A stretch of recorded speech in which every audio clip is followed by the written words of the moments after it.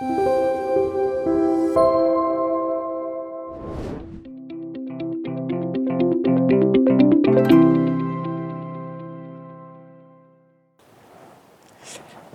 여러분 안녕하세요. 이제 우리가 벌써 6번째 만남을 가지게 되었습니다. 지난 시간에 우리가 다루었던 내용들 여러분들 기억하고 계십니까? 4번째 시간에는 하나님이 창조하신 원래의 아름다운 세상의 모습에 대해서 살펴보았습니다. 그리고 그 다음 5번째 만남에서는 이렇게 아름다운 세상이 우리가 살아가는 이 깨어진 세상, 상처 입은 세상으로 변한 모습들을 보았고, 그리고 성경은 그 이유에 대해서, 원인에 대해서 죄라고 그렇게 가르쳐 주었습니다. 죄로 인해서 깨진 세상 속에 많은 사람들은 아프고 상처를 입으며 매일매일 살아가고 있습니다. 몸도 아프고요, 또 마음도 많이 상해 있고, 또 관계도 깨어져 있고, 또 경제적으로도 힘든 삶들을 살아가고 있습니다. 살아가는 게 마치 사막을 걷는 것처럼 어렵고 힘든 분들이 참 많이 있을 것입니다. 이것이 성경이 진단하는 죄로 깨어진 세상의 모습입니다. 그러면 이러한 깨어진 세상 속에서 우리가 어떻게 반응해야지만이 우리가 회복된 삶을 다시 경험할 수 있을까요? 먼저는 회피하지 않아야만 합니다. 용기를 가지고 또 진실하게 여기에 대해서 반응하는 것, 이것이 굉장히 중요한 우리의 자세입니다. 정직하고 또 용기 있게 직면을 해야만 합니다. 이런 마음을 가진 분들에게 오늘 이제 하나님께서 우리에게 주시는 해결책을 함께 나누기를 원합니다. 그리고 여기에 대해서 우리가 어떻게 인격적으로 응답해야 될지로 같이 살펴보기를 원합니다. 깨진 세상 문제에 대한 하나님의 진단을 정확하게 알아야지 또 해결책을 이해할 수 있습니다. 하나님의 진단은 죄라고 그렇게 설명했습니다.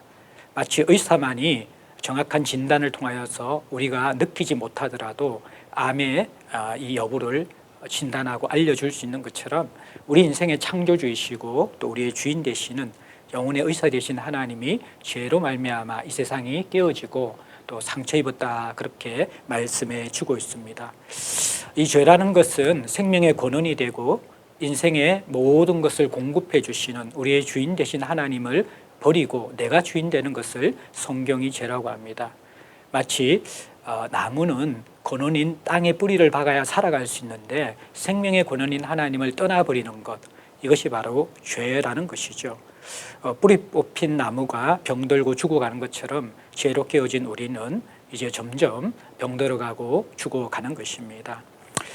이 죄의 문제, 세상이 깨어진 문제, 우리의 삶이 고통스러운 문제는 엄밀하게 이야기하면 우리가 저지른 문제이고 내 자신이 저지른 문제입니다. 그런데 하나님은 이 진단과 함께 해결책을 우리에게 전가하시고 우리의 책임을 묻는 것이 아니라 하나님 스스로가 지기로 작정을 하셨습니다. 왜냐하면 참 우리가 지는 것이 정의롭고 우리의 죄의 대가들을 우리가 해결하는 것이 올바른 것 같지만 우리에게는 그러한 자격도 없고 그런 능력도 없기 때문입니다. 그래서 하나님은 스스로 인간이 되셔서 우리 인간의 죄의 문제를 해결하기로 결정하셨습니다. 그것이 바로 예수 그리스도를 이 땅에 보내어서 하나님 자신이 우리의 죄의 대가를 지불하여 죽으시고 우리의 문제들을 해결하시는 방법입니다. 예수님은 이 땅에 오셔서 30년 정도의 짧은 생애를 사셨고 또 3년 정도만 가르쳤습니다. 하지만 그분의 탄생과 그분께서 이 땅에 오셔서 하신 일 때문에 인류 역사는 전환점을 경험합니다. BC와 AD의 구분이 바로 그리스도가 오셔서 하신 일들 때문에 구분되는 것입니다. Before Christ, 그리스도 이전의 우리의 역사와 AD, Anno Domini, 우리 주님께서 시작하신 역사로 구분됩니다. 온 세상의 역사의 전환점이 되고 우리 인생의 전환점이 바로 죄의 문제를 해결하고 깨진 세상을 치유하시는 예수 그리스도의 탄생 때문에 가능한 것이었습니다. 이 예수 그리스도를 통하여서 그 당시 매우 평범한 사람들, 갈릴리 촌 출신의 어부와 또 당시 매국노처럼 로마의 앞잡이가 되어서 세금을 걷던 제자들조차도 큰 변화를 경험하고 예수님의 제자로 놀라운 인생의 극적인 경험을 하게 됩니다. 예수님이 도대체 이 땅에 오셔서 어떤 일을 하셨기에 이토록 사람들에게 놀라운 변화를 일으켰을까요? 바로 깨진 세상의 문제, 죄의 문제를 해결했기 때문입니다. 이 땅에 오셔서 하신 예수님의 일을 조금 더 살펴보면 크게 두 가지로 우리가 생각할 수 있습니다. 먼저 첫 번째는 예수님은 하나님이 어떤 분인지를 우리에게 정확하게 자세하게 보여주십니다. 성경의 하나님은 우리와 소통하시는 하나님입니다. 인격적으로 다가오셔서 자신이 어떤 분인지를 가르쳐 주시고 우리를 위해서 어떤 일을 하실지를 보여주시는 분입니다. 피조물인 인간이 창조주 하나님을 스스로 알아간다는 것은 마치 어둠 속에서 길을 찾아가는 것처럼 어려운 일입니다. 하나님은 우리에게 자신을 나타내 보여주시는데 특별히 성경을 통하여서 또 예수님을 통하여서 자신을 가르쳐 주십니다. 하나님이 어떤 분인지 보여주는 것, 이것이 바로 성경과 예수님을 통했습니다. 성경은 이 땅에 오실 예수님과 그것이 구약에서 가르치는 내용이고요. 다시 오실 예수님, 이것이 신약에서 가르치는 예수님에 대한 이야기입니다. 성경을 자세히 읽으면 이 예수님을 알 수 있습니다. 또 성경에 예수님을 중점적으로 기록한 책들이 있습니다. 바로 사복음서입니다.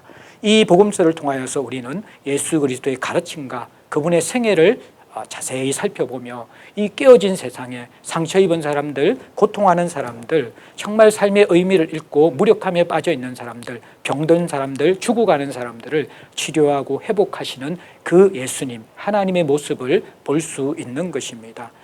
깨어진 세상에서 반드시 만나야 할 분이 계시다면 바로 해결자이신 예수 그리스도입니다. 이분이 바로 하나님이 어떤 분인지를 나타내 보여주시는 것입니다. 그리고 예수님께서 이 땅에 오셔서 하신 일은 인간을 대신해서 죽으시는 것입니다. 결국 깨진 세상과 우리 인생의 고통의 원인은 하나님을 떠난 죄의 문제이고 죄의 대가는 죽음으로서 갚을 수 있는 것입니다. 우리가 죽어야 하는데 그 자리에 대신 예수께서 십자가에서 가장 처참하고 잔인한 방법으로 또 억울하게 죽으심을 통하여서 우리의 죄를 감당해 주셨습니다. 참 놀라운 것은 대부분 이 영웅의 이야기에는 죽음의 이야기는 아주 짧게 다룹니다. 그 삶의 이야기, 업적의 이야기가 훨씬 더 많은 분량을 차지하죠. 그러나 성경은 복음서에서 예수님의 죽음에 대해서 30%, 40%까지 많은 분량으로 다루고 있습니다. 그만큼 예수의 죽음이 중요합니다. 예수님은 이 땅에 죽으려고 오셨습니다. 그 죽음을 통하여서 깨진 세상과 우리의 문제를 해결하기 위해서 오셨기 때문입니다. 인간을 대신해서 죽으신 예수님, 이것은 바로 우리를 살리는 무조건적인 사랑이고 세상에서 경험할 수 없는 깨진 세상에 우리를 구원하고 모임한 우리 인생 가운데 참된 행복을 줄 수 있는 사랑이라는 것입니다. 인간을 위해서 대신 죽으신 예수 그리스도, 그분이 우리를 위해서 가장 귀한 선물을 주신 일이고 우리를 위해서 하신 일입니다. 하나님을 제대로 보여주시고 또 하나님의 사랑을 자신의 죽음으로 보여주신 예수 그리스도, 그분이 이제 깨진 세상에서 상처 입은 우리들에게 하나님의 구원으로 초대하고 계십니다. 여기에 대해서 우리가 반응해야만 하는 것이죠. 예수 그리스도의 죽으심은 너무나 아름답고 그분의 부활은 우리의 삶을 변화시킵니다. 그러나 그것으로 이 복음이 저절로 우리의 것이 될 수 없습니다. 한 가지가 더 따라가야 하는데 그것은 우리의 인격적인 반응이라는 것입니다. 여러분들, 하나님이 지금 우리에게 놀라운 초대를 하고 계십니다. 어쩌면 우리 인생의 혁명적인 초대입니다. 죄에 대한 책임을 우리에게 묻지 않고 허무하고 죽을 수밖에 없는 우리의 인생의 기쁜 소식, 좋은 소식, 복음을 우리에게 전해주고 있는 것입니다. 그리고 자신이 신이 죽음으로써 이 초대장을 보여주시면서 무조건적인 사랑으로 우리를 부르고 계십니다. 하나님의 이 초대에, 예수 그리스도의 생명의 초대, 사랑의 초대에 인격적으로 반응하게 될 때 우리는 두 가지 축복을 얻게 됩니다. 이미 우리가 진정한 행복의 조건에서 배운 것처럼 예수 그리스도의 초대에 반응할 때 우리는 무조건적인 사랑을 경험하게 됩니다. 그 사랑을 경험하게 되어질 때 우리는 있는 모습 그대로 나 자신을 받아들이고 나 자신을 사랑할 때 우리는 삶의 여유가 생기고 다른 사람에게까지 그 사랑을 흘려보낼 수 있는 존귀한 사람이 되고 또 보배로운 사람으로 세워지는 것입니다. 우리가 그 무엇으로도 우리의 삶과 우리 존재를 세울 수 없는데 무조건적인 사랑을 우리를 아름답게 가꾸어 줍니다. 또 하나, 삶의 궁극적인 목적을 그리스도께서 우리에게 허락하여 주십니다. 죄로 깨어진 세상, 죄에 허덕이는 우리 인생은 생존 그리고 삶의 하나하나의 인생 가운데 버거움에 치여 있습니다. 그런데 우리가 이러한 깨진 세상에서 진정한 사랑을 받게 되고 나를 발견하게 되어질 때 내가 어떻게 살 것인가, 온 세상 회복 프로젝트를 나를 통해서 시행하기 원하시는 하나님에 대해서 눈이 열립니다. 하나님의 회복 프로젝트를 내가 먼저 경험하고 난 다음에 세상을 치유하시고 회복하려는 그 하나님의 그 놀라운 사랑이 너무 귀하고 내가 경험하고 너무나 놀라워서 이 일에 동참하고 싶은 삶의 가치와 목적을 발견하고 의미 있는 인생을 살아갈 수 있는 것이죠. 여러분들, 복음은 이렇게 놀라운 초대를 하고 우리에게 필요한 무조건적인 사랑과 삶의 가치와 목적을 제공해 줍니다. 여기에 대해서 우리는 인격적으로 반응해야만 하죠. 그런데 무엇이 인격적인 반응입니까? 그것은 진리를 붙잡고 인격적으로 반응해야지 복음이 나의 것이 됩니다. 복음의 진리는 크게 네 가지로 다시 정리할 수 있습니다. 첫 번째, 하나님은 온 세상과 내 인생의 참된 주인이시다. 그분이 우리에게 생명을 주셨고 그분이 우리가 누릴 수 있는 모든 것을 공급해 주시는 우리의 주인이시다라는 것을 인정하는 것입니다. 하나님의 이 사랑과 공급하심 없이는 우리는 뿌리 뽑힌 나무처럼 죽을 수밖에 없는 존재임을 인정하는 것. 하나님이 참된 주인이시다. 두 번째, 우리가 기독교의 기본 진리에서 받아들이고 인격적으로 반응해야 하는 것은 나는 죄인이다라는 사실입니다. 도덕적 윤리적인 죄가 아니라 하나님을 무시하고 거절하는 것, 이것이 죄입니다. 내가 인생의 중심에 서는 것, 이것이 죄입니다. 그 하나님을 밀어낸 대가로서 우리는 하나님의 사랑과 생명의 공급을 받지 못하기 때문에 우리의 삶은 깨어질 수밖에 없고 관계는 상처를 입을 수밖에 없고 삶은 피폐해질 수밖에 없는 것입니다. 내가 죄인이고 하나님이 주인이기 때문에 내 인생의 주인의 자리에 다시 하나님을 모셔드리는 것, 이것을 회개, 돌이킴이라고 이야기합니다. 내가 죄인임을 깨닫고 하나님의 주인의 자리를 내어드리는 것, 이것이 기독교의 기본 진리, 두 번째 중요한 것입니다.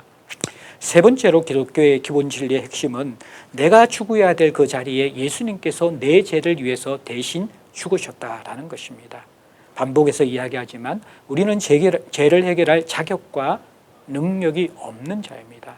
죄가 없으신 예수님께서 그 죄의 대가를 무조건적인 사랑으로 지불해 주셔서 우리는 더 이상 죄의 결과로서 깨어지고 상한 삶을 더 이상 경험하지 않게 된 것입니다. 이것이 기쁜 소식인 것이죠. 그 무조건적인 사랑으로 우리 인생은 이제 새로운 그리고 온전히 변화되어진 풍성한 삶으로 연결될 수 있었습니다. 네 번째, 기독교의 진리는 그리스도의 죽으심을 나의 것으로 받아들인 것, 이제는 하나님을 내 인생의 주인으로 모시고 살아가는 것, 이것이 네 번째 인격적인 반응입니다. 예수님을 믿고 나서 여전히 내가 주인으로 살아가는 것은 진정한 그리스도인의 모습이 아닙니다. 내가 주인 되어 살아가는 삶이 죄이기 때문에 이제 예수님의 죽으심을 받아들이고 하나님을 따라 살아가려면 주인의 자리에 하나님을 모셔드려야 하는 것입니다. 그럴 때 하나님은 우리 삶의 주인이 되시고 우리 속에 들어오셔서 우리에게 도움을 주시고 가르쳐 주시고 우리가 이 풍성한 삶을 살도록 성령님이란 분을 통하여서 우리 인생을 인도해 주실 것입니다. 기독교의 기본 진리 네 가지는요, 어떻게 보면 지엇이라는 우리 한글의 그 지엇 단어로서 다 설명할 수 있습니다. 첫 번째, 지엇, 하나님은 우리 인생의 주인이시다. 두 번째, 지엇, 나는 하나님의 주인 자리를 밀어내고 주인 행세한 죄인이다. 세 번째, 지엇, 예수님께서 내 죄를 대신해서 죽으셨다. 죽음. 네 번째, 이제 나는 예수 그리스도를 내 주인으로 영접하고 하나님을 주인의 자리에 모시고 살아가겠다. 하나님의 주인 되심. 이 네 번째, 이 네 가지 지엇을 잘 명심하시고 여기에 대해서 인격적으로 반응하면 여러분들은 복음에 대해서 여러분의 것으로 받아들일 수 있는 것입니다. 자, 이러한 기독교의 기본 진리에 대해서 짧은 시간에 중요한 내용을 다뤘기 때문에 충분하게 이해할 수 없더라도 여러분들 이 뼈대를 통하여서 여러분들은 이 복음에 대해서 인격적으로 반응할 수 있습니다. 크게 한 5가지 정도로 반응할 수 있거든요. 첫 번째는 이 복음을 듣고 너무 기뻐하는 것입니다. 리조이스라고 이야기하죠.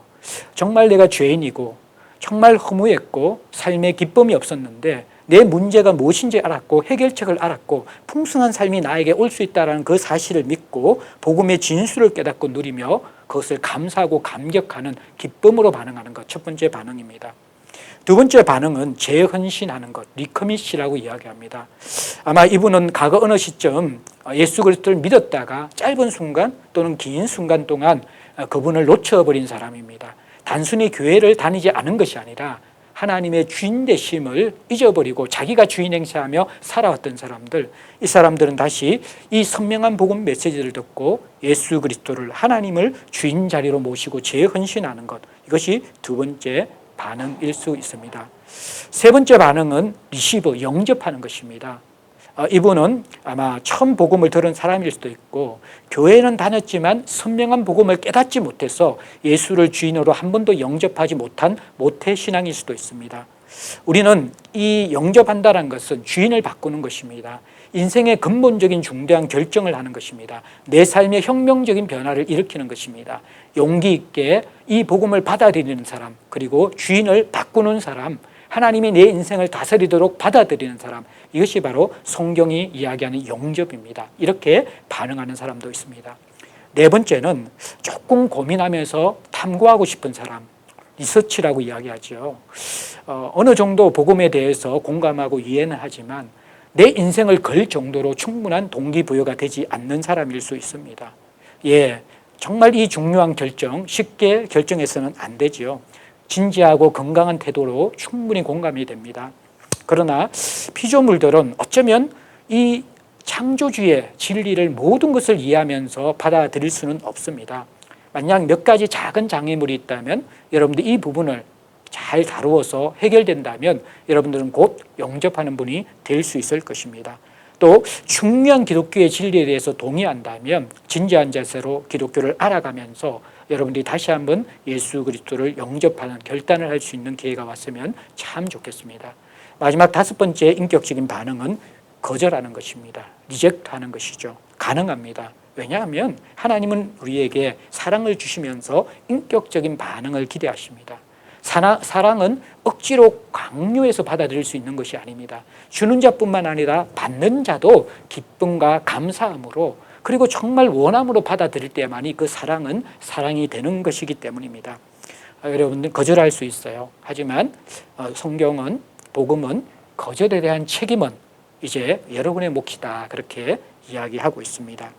심사숙고해서 여러분들 이 다섯 가지의 기독교의 복음에 대해서 반응할 수 있습니다. 한 번 더 깊이 생각해 보시고 여러분들은 어떤 반응을 하실 것입니까? 고민해 보시고 여러분의 반응을 여러분과 함께 옆에 있는 분과 나눌 수 있는 시간을 이어갔으면 좋겠습니다. 감사합니다.